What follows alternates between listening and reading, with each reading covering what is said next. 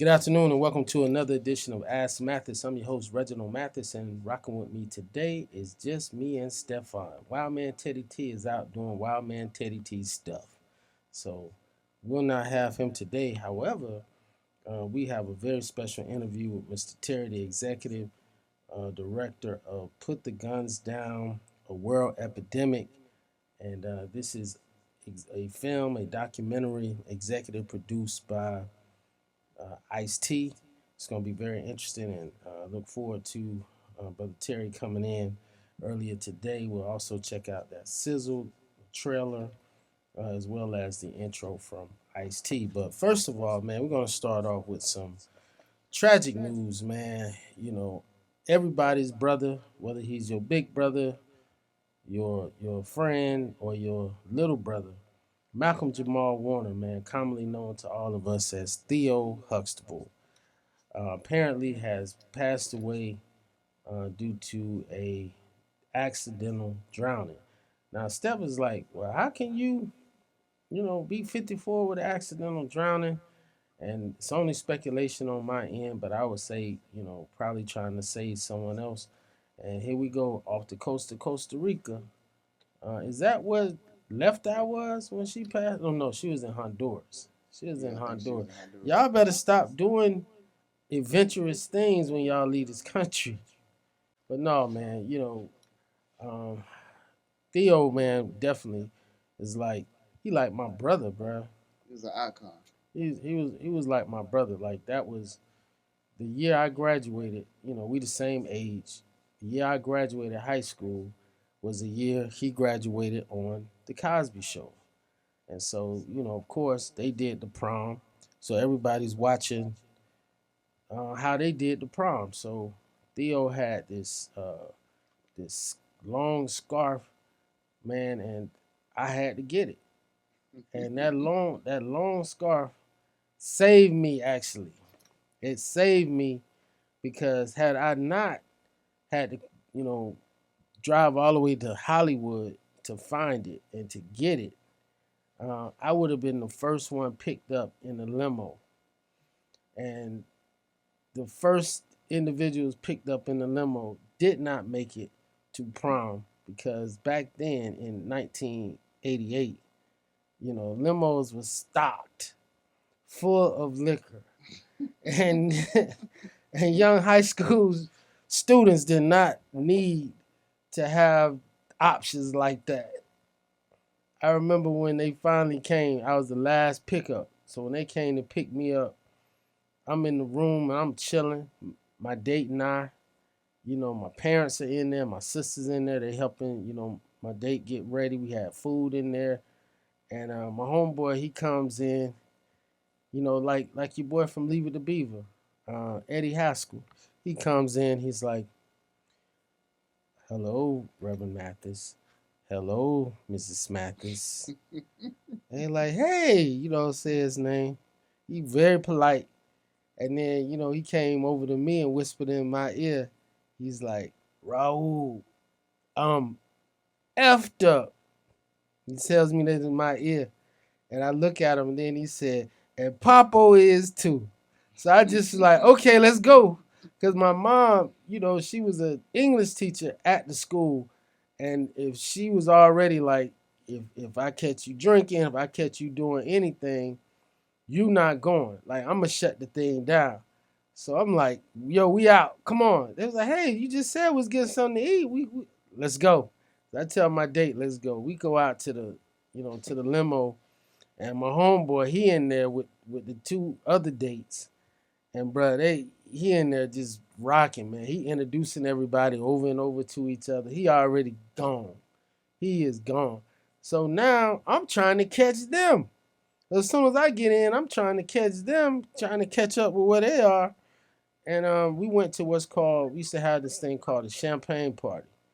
And we go over to the champagne party, and one of the person who hosted the party, the young lady, came in the helicopter. They got that from the Cosby Show. Like the Cosby Show, like boom, like it was very, iconic, man. Everybody watched that. And then you also had the episode when he wanted I forget the designer, G Cantrell or something like that, or some name he came up for this shirt, man. Oh, you And going way back. oh yeah, no, that's what I'm saying, bro. You know, we're gonna give him his flowers, man. Where Denise was like, "No, I can make it for you. I can." She's like, "I can make it for you, bro." And that was really how, at least back then, that's how sisters were, bro. Like I remember my sister. My parents said, you know, I could get 2 goals. I wanted a goal. I wanted a gold tooth here. I wanted a gold tooth there, and I wanted 2 goals, and Old I pimp wanted style. 2 goals, and then I wanted the Jerry curl. Lord. And I'm telling, you know, my dad was like, "Yo, okay, ask your mama." And they just like, okay, when you know, see how you do on your report card. So my report card come, you know, I got great grades, man. I've been growing my hair. I'm ready. You know what I'm saying? Mom, my boy, get out of here. You ain't getting that. So my sister, I come home with the S curl. I come home with the kit. I come home with the kit. So since they told me I couldn't go get it, you know, my sister did a Denise Huxtable move on me, and did my little curl, which you know the S curls didn't last as long as the Jerry curls did. You know the S curls, but I did make it to school one day. I made it to school. I made it to school, bro. And bro, I was like ready for the world. I was I was throwing it on him, bro. I was throwing it on him. So I remember going to my mom's class at the end of the day to ride home. My mom looked at my hair, boy, and said, "Boy, what you done did?" The one time my mom, and that I remember in my whole life, that she took me to the barber shop. She took me to the barber shop right after school. Told her to take it all off, bro. I went like boom, all of it off. Now I'm in school the next Why day. she did that? Bro, you gotta ask my mom. The same reason why they wouldn't let me get the gold. You know, there's a lot of stuff. She was like, "Promise, mama, It was hating. promise, mama, promise, mama." I ain't gonna say this. They was right, but she's like, "Promise, mama, promise, mama, promise, mama." So took me to the barber shop. Take it all off. They take it all off, man. I go to school the next day. This senior, man, I remember this senior named Angie. Bro, she let me have it. We in class. She told me, "Oh, Reggie Mathis, he went from the curl to the hurl."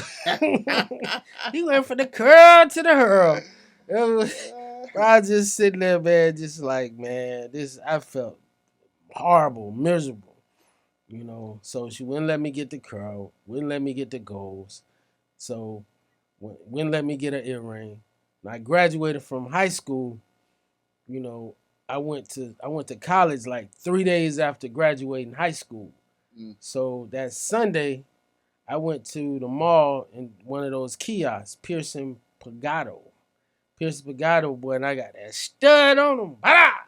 And I was able to hide it. I was able to hide it from my parents for 3 days till I got on that flight to Atlanta. So I was the whole summer. The whole summer, boy, I'm in there, boy. You can't. I'm Captain Reds, boy. Pirate Reds. You can't tell me nothing. But I got so used to it, bro. I came home. My mama, bro, she just started crying, man.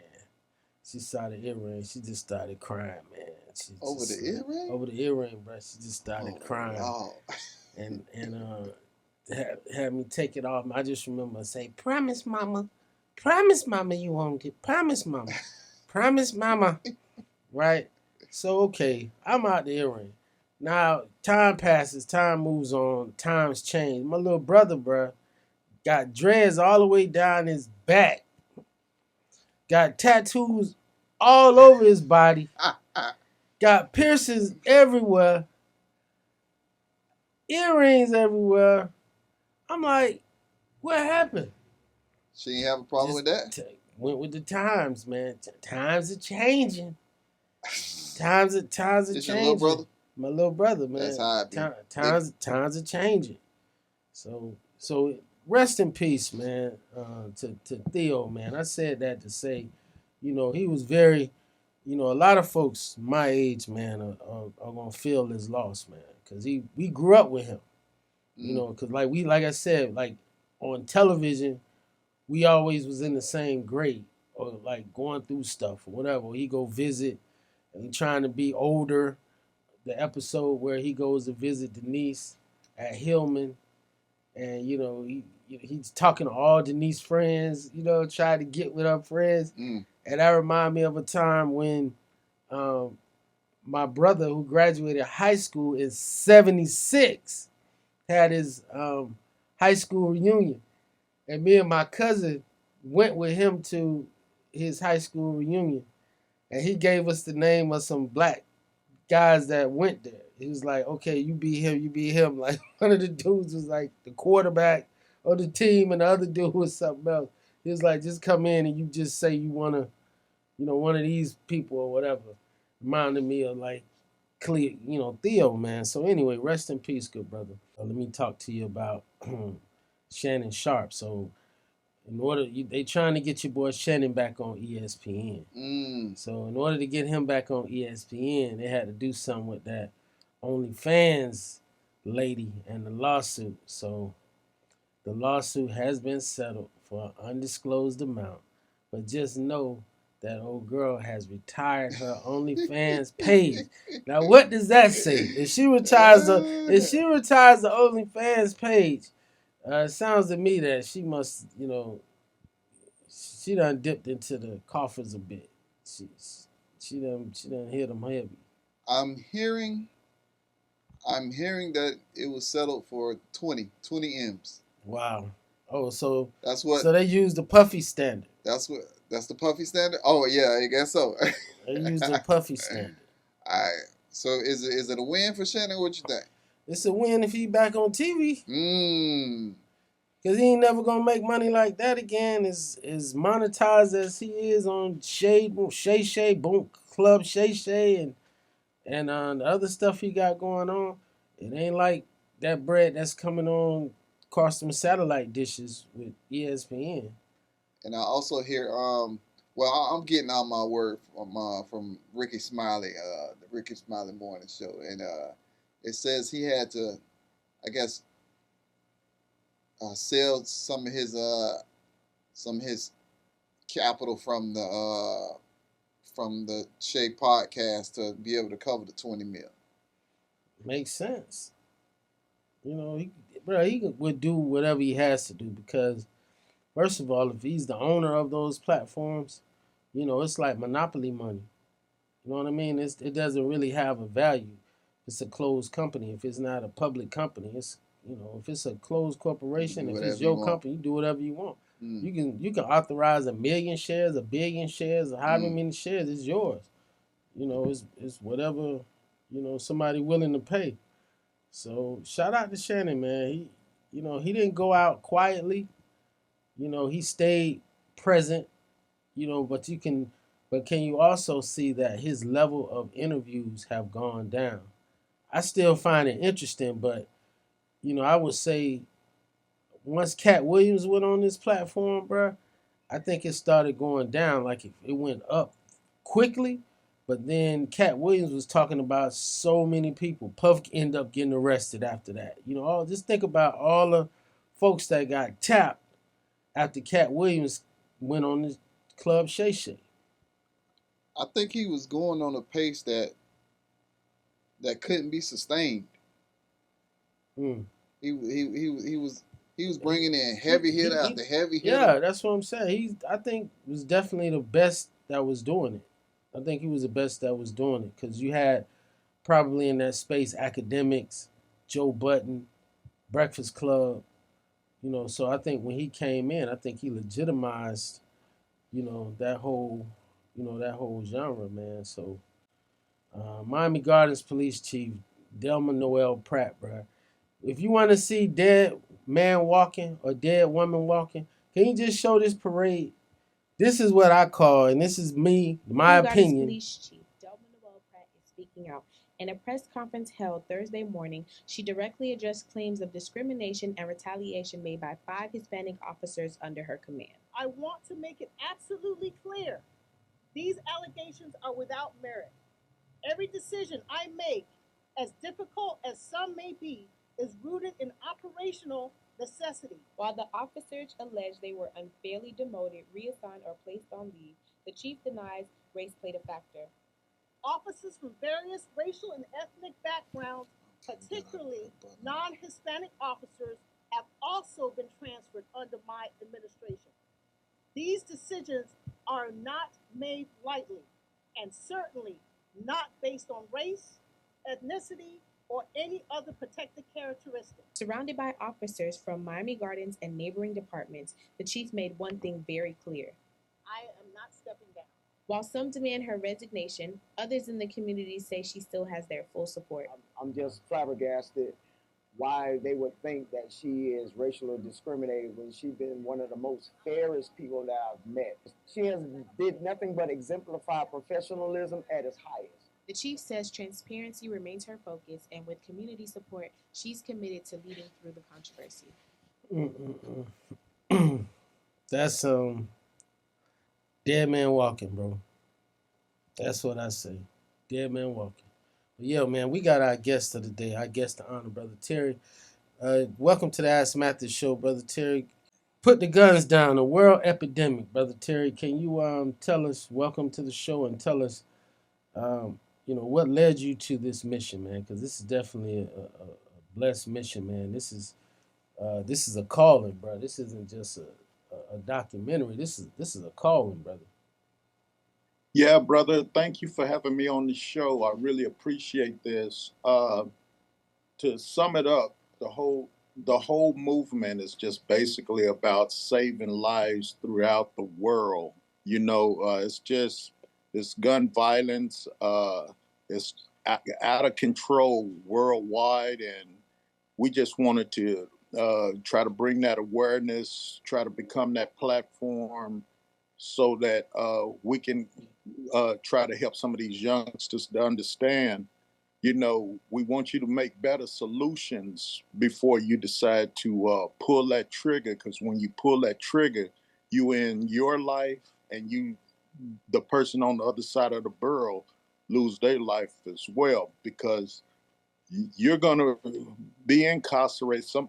Either somebody going to be incarcerated, and that's a death sentence within itself. You're a dead man walking. You know what I mean? Absolutely. And what led you to this calling? Man, we back then we started this mission 5 years ago. Nipsey Hussle was included into this mission that we was moving on the documentary series. It was just so many young kids dying in South Central Los Angeles, and we felt with the things Nip Nim was doing, and I said, well, I need to do a documentary and make it very educational, so that like brothers and sisters around the world, they could use this as an educational tool to go inside the juvenile detention centers, to go inside the elementary schools, the high schools, the colleges. This is a perfect first episode where we start in South Central Los Angeles to try to help the kids to understand what's going on, because I think a lot of our kids is so in tune with these video games and stuff, doing a lot of murders and stuff in their bedrooms, and they get desensitized and go out here on the streets, and they pick up grandma or grandpa's gun that was behind the couch, and then they go out here and they try to pull the trigger just like they've been doing since probably the age of 4, in their bedrooms. And they go out here and they out here murdering, a lot of them. It ain't just gang related. A lot of people like to push it on street gangs and this and that, but it's a mental health awareness type of situation that we're dealing with our young. And out here, we having a problem with from 10 years old and up. No, That's creating murder. Same in South Florida, man. We lost the quarterback of one of the local high school football teams, North Miami High School. His younger brother and a friend was in there playing with a firearm, and it goes off, and and kills them. So it wasn't gang related. It was just like you said. You pick up the gun that's behind the couch, or you pick up the gun that's in the drawer that's unsecured, and out there. So there's some folks here who are doing things like trying to educate folks on gun safety and other things like that. But you're coming at it at a whole nother way, with this documentary, which I think is going to be more impactful, because it shows the reality, of what it is. It does show, like, some of the street realities as far as folks who are immersed in gang culture, but it also shows just violence, and there are no winners. When it comes to violence, man, you're ruining multiple lives. The person on the one end of the barrel and the one who's the recipient of it. Because one person is killed, and then the other person, in Florida, that's a death sentence or life in prison. In the state of Florida. So how is it that you got Ice-T involved? Like, how did that come about? Well, I've been on ice ever since I was 17 years old. Through the music game, I was originally a part of the Rhyme Syndicate posse that I started many years ago, and they brought me in when I was 17 years old. And so I ended up going to film school and, graduated from film school. And then I told Ice, I was like, Ice is kind of like my mentor. Well, he is my mentor, big brother, big mentor, the whole shebang. And I was like, Ice, I want to do this documentary, to try to save some lives in the community and stuff. Well, this is a docu-series. This is just the first episode, and it's about South Central Los Angeles. I want to do one in Miami. New York then already attached to us. They want us to come out and do New York. We've been getting so much support with this whole movement, and everybody's jumping behind this documentary. It's kind of messing me up because how quickly the support factor of what we are receiving behind this documentary. Because the demand is there, brother. Because folks is dealing with this not just in big cities, but they're dealing with it in rural areas. Exactly. They're dealing with it, and that's what everywhere. We're going to do with the docu series. Yeah, exactly. We want to go to some of the smaller states and cities, as well as the big cities, and we want to show what's going on in Miami. Same way we just done with LA.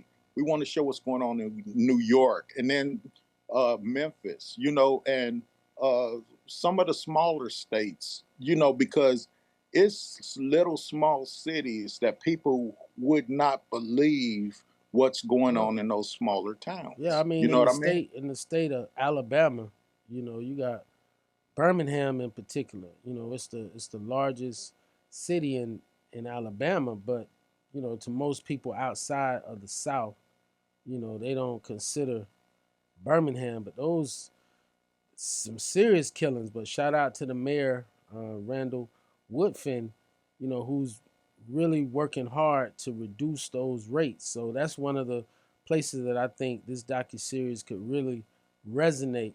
Come down to Birmingham, to expose Birmingham to other folks, but also there's some solutions that are coming so that people aren't just seeing the problems, they're also seeing some of the solutions that are coming, and perhaps by doing it in different places as you are or as you intend to, some best practices can form, and you can kind of see, like, oh, okay, this is what they're doing over here. A lot of folks, I used to watch, rest in peace, Jim Brown, and he had his American, and he was mediating gang truces, and whatnot. And some of the things that was coming out, I remember them saying that, the police, who's often viewed as the enemy for a lot of folks, used to have those police athletic leagues where, you're teaching the kids boxing,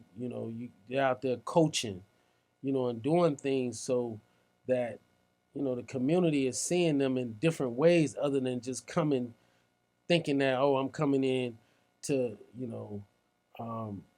basically don't feed the animals. I'm coming in, into a place, And then another thing that South Florida has done, they've implemented, is to incentivize the actual police to move into the neighborhoods, by helping them with home ownership.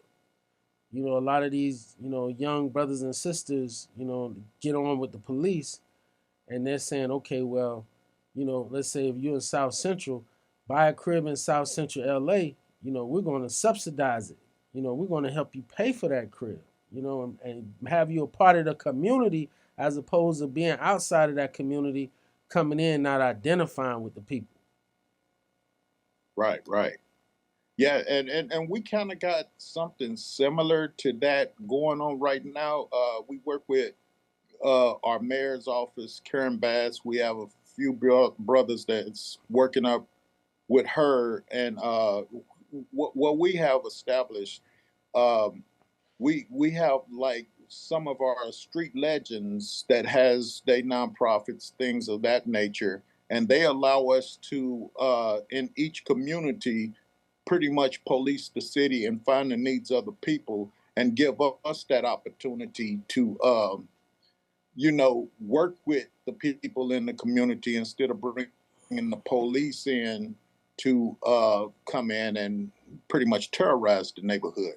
So just like in this film, we touch bases on the solutions that's working here in South Central Los Angeles, some of the things that we're putting together. We touch bases on the mental health. We touch bases on the drugs, the alcohol, the music, the video games, and the tragedies that have taken here, and we just utilizing this as a platform for the whole community to start communicating and trying to come up with even more solutions, because some things work, some things don't, some things play out. You got to kind of be universal and try to exercise different things to bring that village together as a people. And we have police officers from our community that have gotten involved into this film, which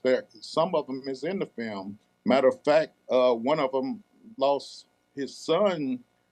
He was a chief and he lost his son, and his story is in this film. So what I would like to do, to use this first episode, which this is only the first episode, for everybody around the country to utilize the first episode as an educational tool to allow the kids in your city, in Alabama, and wherever, I don't care where it's at, play the movie at elementaries, colleges, high schools, whatever, and then get feedback from the kids, so we can open up that communicational grunt, where we can talk to them, because there ain't no right or wrong answer, and us as adults, we got to open our ears and allow them to speak whatever it is in their hearts, their minds, and even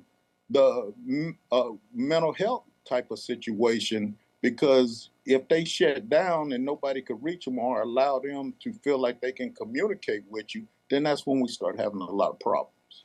Yeah, that's what's up. We here with Brother Terry, man, who is uh, the founder, the director, the inspiration behind Put the Guns Down, a world epidemic. You got some heavy hitters. We're going to show you an introduction from Ice-T, one of the executive producers on the film, and then we're going to show you a little sizzle from the movie. This is just one out of a series that are coming, and then we're going to come back with Brother Terry. And as you mentioned, there's an organization in Florida that I want to put you in touch with. It's called the Circle of Brotherhood, and the Circle of Brotherhood, probably, gentlemen like yourself, who are out there, on the streets, in the hardest hit neighborhoods and areas, and dealing with some of the folks, the hardest hit. and their funding just got cut. Like their funding, they had a $2 million grant that just got cut right before the summer. And so we had, their Brother Muhammad, their leader, to come on the show right before the summer, just talk about, what they were going to be doing, to try to stem the tide.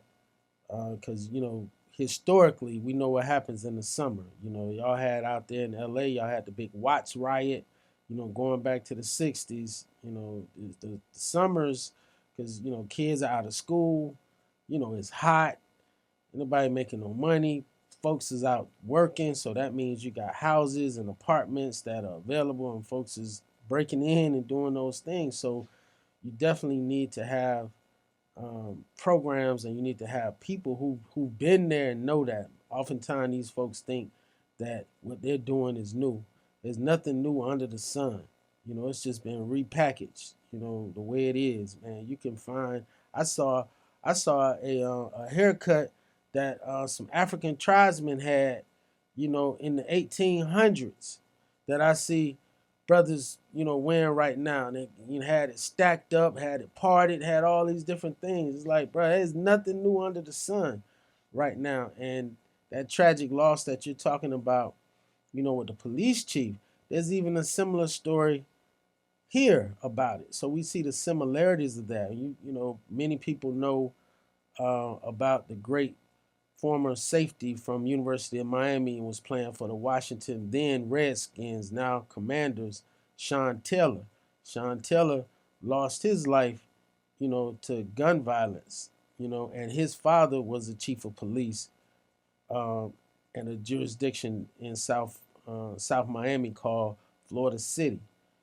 So tragedy often befalls even the children of law enforcement and the loved ones of law enforcement, to show that no one's immune from it. No one's immune from it. I graduated with Enos Cosby. Enos Cosby was, Bill Cosby's only son. And, I remember at the graduation seeing, Bill Cosby and Camille at the graduation, because I remember he came in overalls. It's like, huh?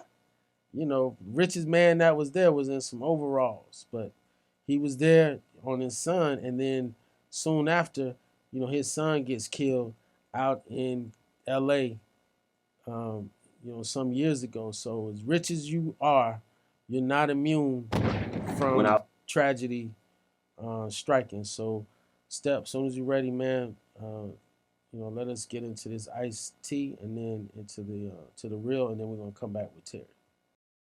Tonight, 3 people are dead after a shooting in a Torrance, California bowling alley. More than 50 people have been shot in the past 7 days. I really don't like guns. I think that this is not the way to solve a dispute. This is not the way to deal with the fact that somebody has dissed you. We cannot kill each other. Black, brown, white, it don't matter, you know what I'm saying? Gang banging is gang banging. Whatever you do, man, there's consequences. When you make that decision to pick up a gun and to take another life, you add more problems for yourself, first of all. Second of all, you hurt a community. It's easier to draw a gun now and shoot somebody, and they don't even think about the consequences till it's too late. We didn't foresee the future, the death, the incarceration. Once you pull a trigger, there's no coming back from that, and sometimes you can make a life-altering decision in a moment. I see how lost we were, and how it hasn't changed, The kids are just as lost as we were. At 17, I lost about 17 homeboys in my lifetime. And my mom said, that's way too many funerals. You've been to more funerals I've been in my life. Just relax, just do what you got to do. Back in those days, or like I said, back in the days, we had guns. But when you pull a gun or a knife on somebody in a fight, your homeboys look at them and put it down. You had to go head up. It's like feeding a monster.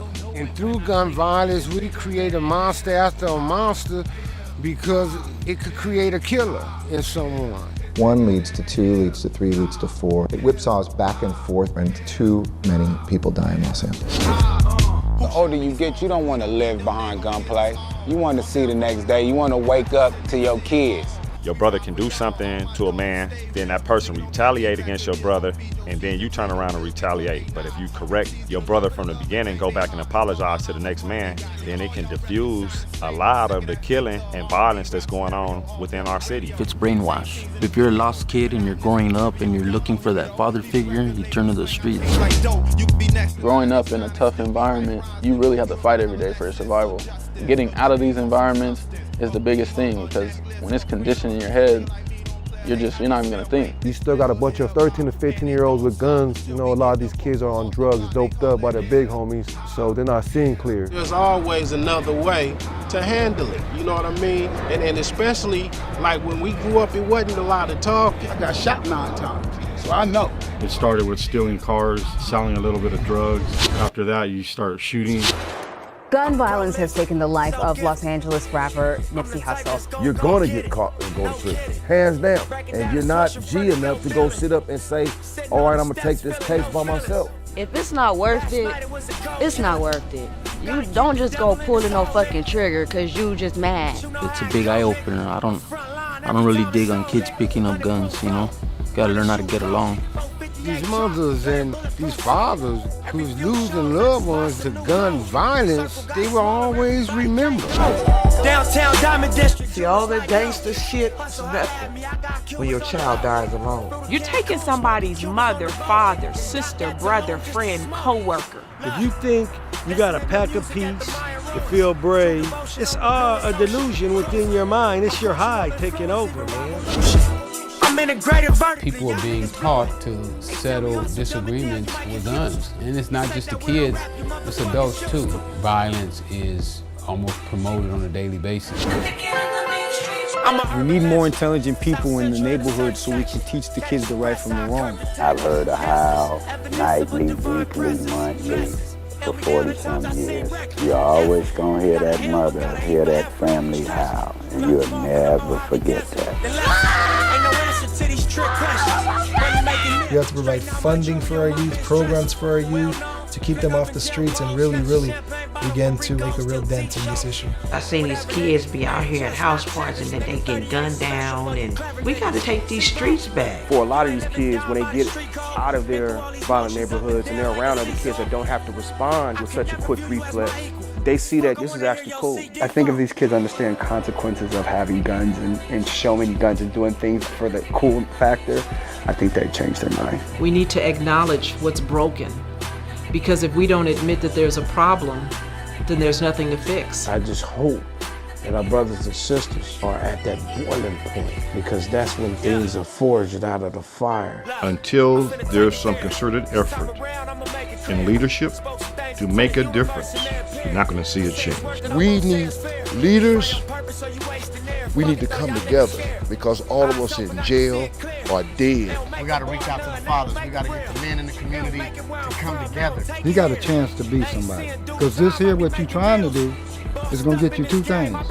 Either going to get you in prison for the rest of your life, or you're going to end up getting killed. We thought it gave us power, but it gave the power really to somebody else. There's so many blessings that we could have, but it's all about choices. Shooting and banging and shit, it's not the lifestyle no more, man. Violence is a way to create more violence. All we're doing right now is destroying ourselves. The beautiful thing that enlightened myself was being educated and not falling victim to the mindset that this is how it is and this is how it will always be. All you little young soldiers out there, they finna roll you up and spit you out. You'll never see daylight again. You'll be incarcerated for the rest of your life.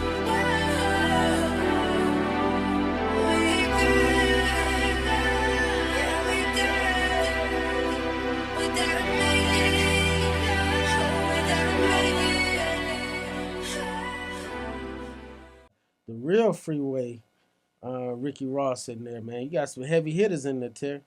We got Spice One, we got Compton's Most Wanted, DJ Quick, man, we got Cocaine, Chili Chill from the Lynch Mob, DJ Sale, Big LV from South Central Cartel.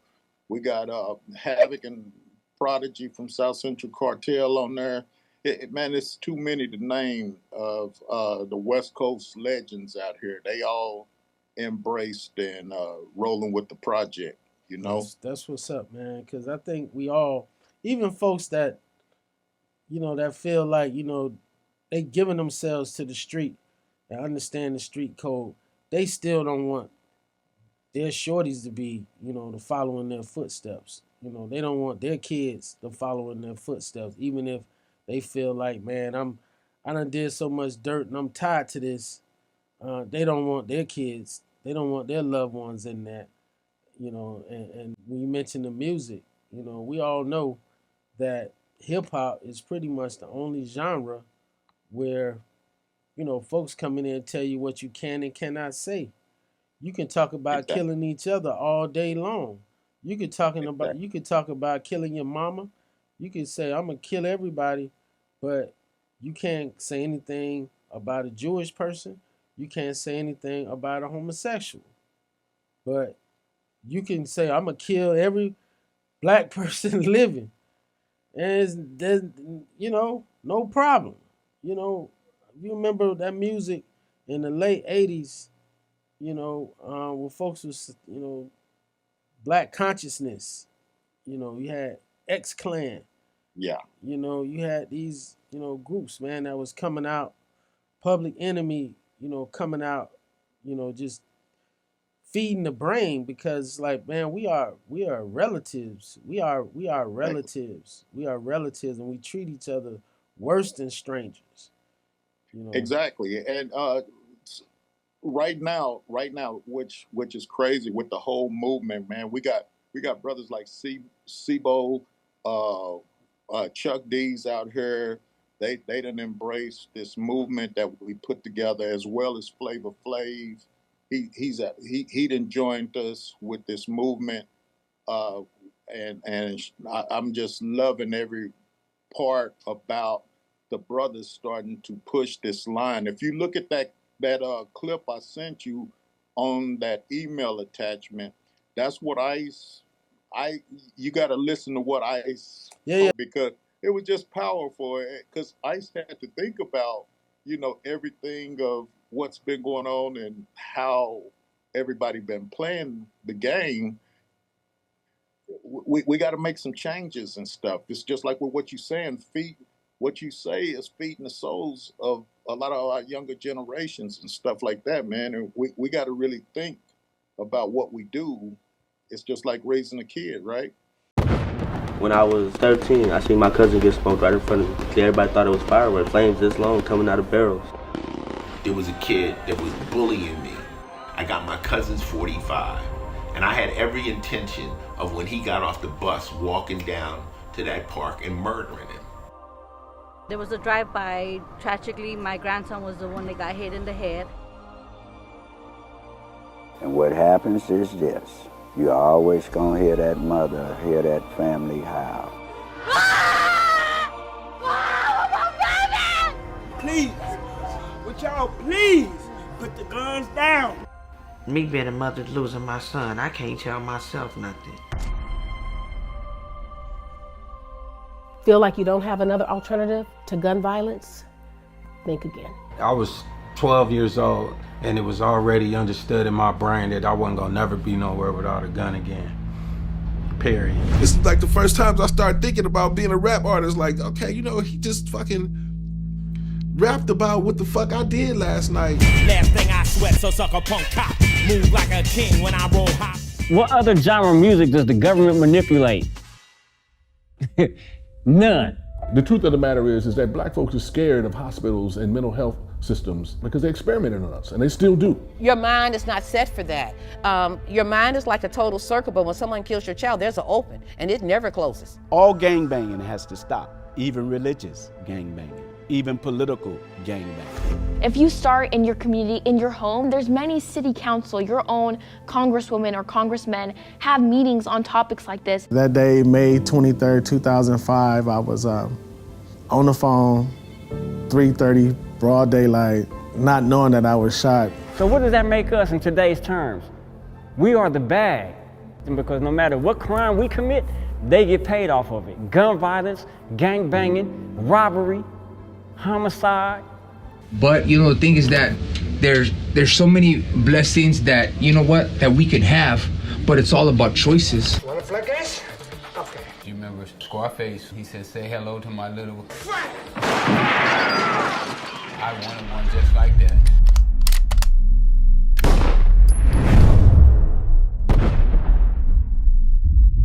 This is an epidemic, for God's sake.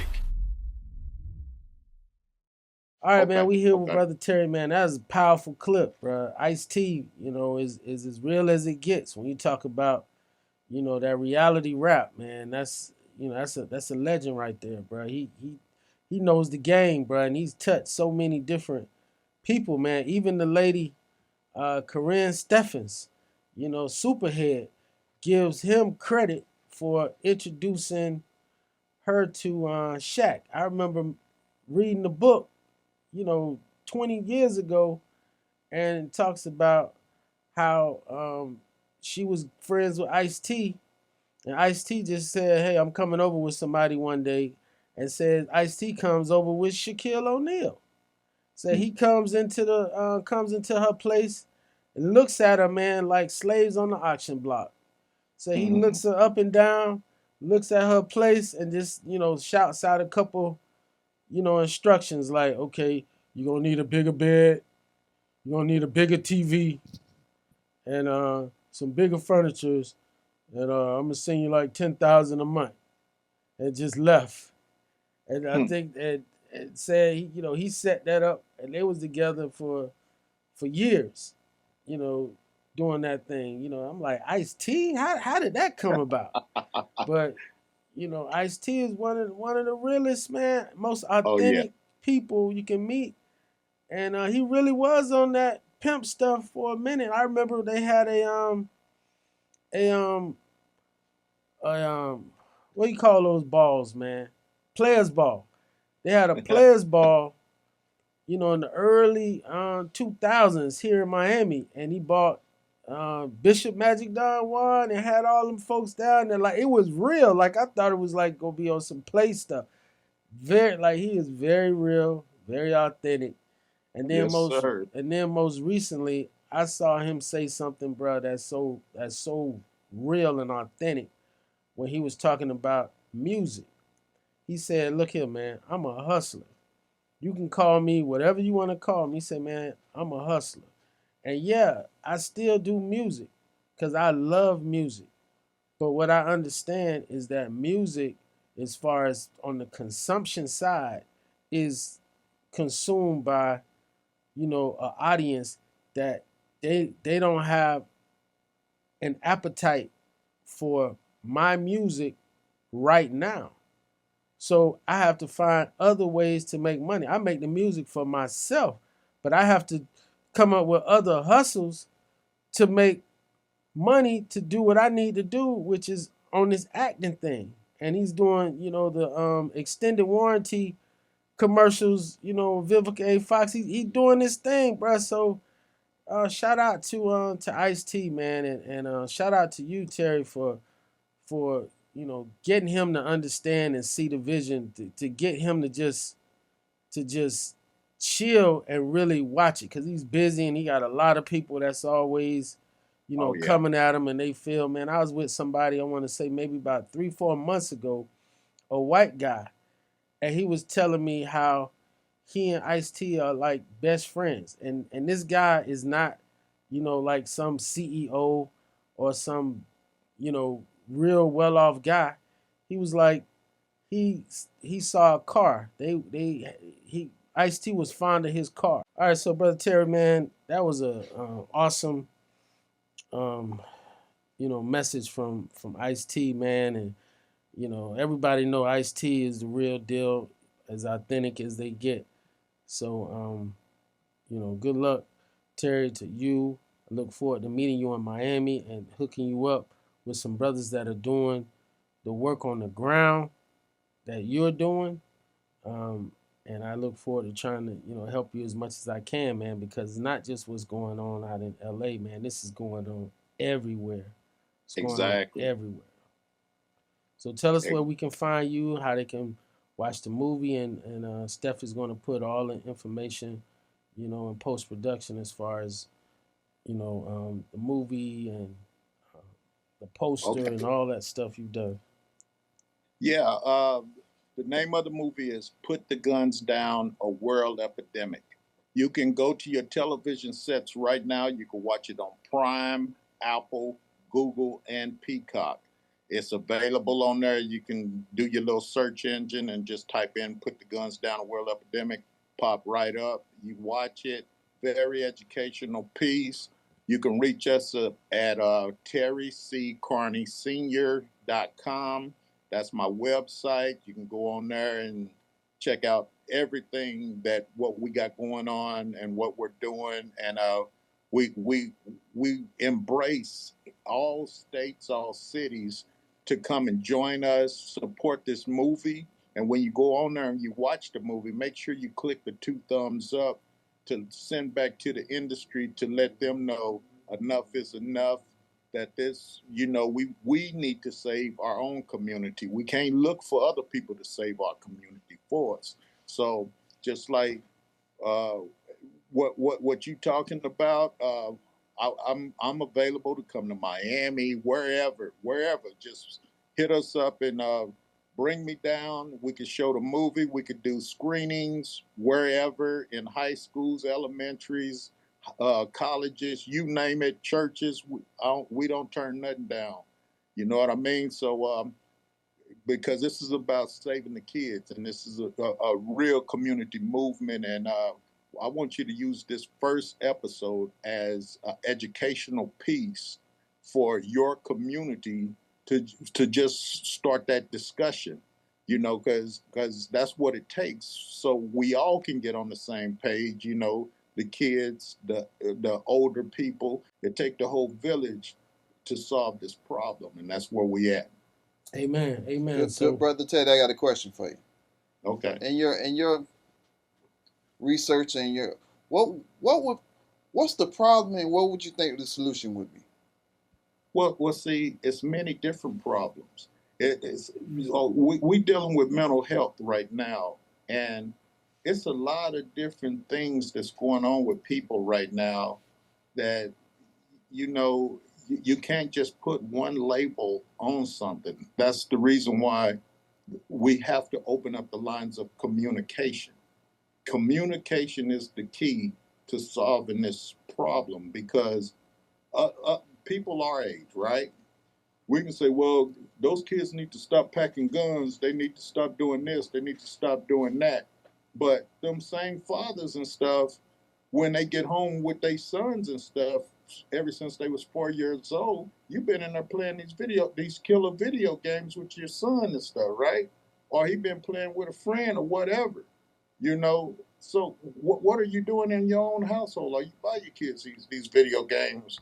And some of these video games is as real as they come with what's going on. It's just like you and me. We can watch an entertainment film of of all the killing, murders, Halloween movies, whatever. But is that appropriate for young minds? Can they know that that's just entertainment and this here is real life? So once they get out here in these streets, they don't understand that part. So we got to allow them to step up to the plate. We got to communicate with these youngsters that's in your community as well as my community. Every kid got a different thing that they're dealing with, that you got to help them achieve that goal and start embracing some type of positive structure to help that kid. And then the next kid could be going through, child molestation or something that went on in his life. Every kid is different. But it takes that village to reach out and what I call it mental health check with the youngsters. We need to have a mental health check day. And there is no right and wrong answer, but once we can open up that lines of communication, we can get to the bottom of the problem and we can start solving it. But we have to be listeners as well as trying to tell them what to do. And what we can use this first episode for is something to start talking from, starting the discussion. It's an excellent film for that. I want you brothers to sit down and really watch the film, and then see what you learn from it. Because when I wrote this here, and every treatment that I'm going to write and create, we're going to make it educational for Miami.